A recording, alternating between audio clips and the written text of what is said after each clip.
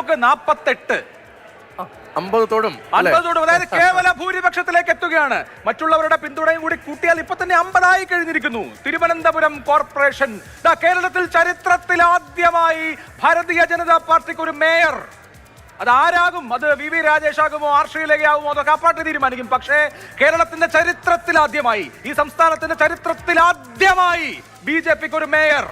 തിരുവനന്തപുരം കേരളത്തിന്റെ തലസ്ഥാനം ഇതാ താമരക്കുമ്പിളിൽ.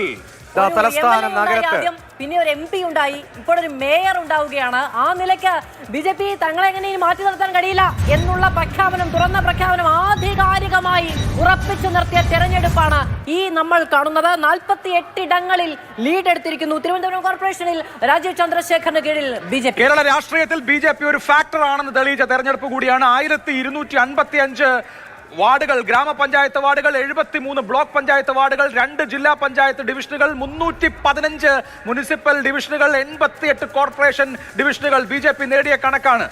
കേരളത്തിലെ മനുഷ്യന്മാരോട്, രാഷ്ട്രീയ മനുഷ്യന്മാരോട് രാഷ്ട്രീയം പറഞ്ഞ് വോട്ട് ചോദിക്കുക എന്നതാണ് അഭിമാനാർഹമായ കാര്യം.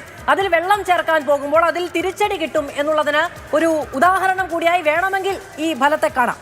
49, 23, 17 അധികാരത്തിലെത്തി. തിരുവനന്തപുരം നഗരസഭ ഭരിക്കുന്നു. 49, 50 തൊടാൻ പോകുന്നു. ആകെ 101 വാർഡുകൾ, 49. തിരുവനന്തപുരത്ത് BJP ഭരണം. തലസ്ഥാന നഗരം ഇനി BJPയുടെ ഭരണത്തിന് കീഴിൽ.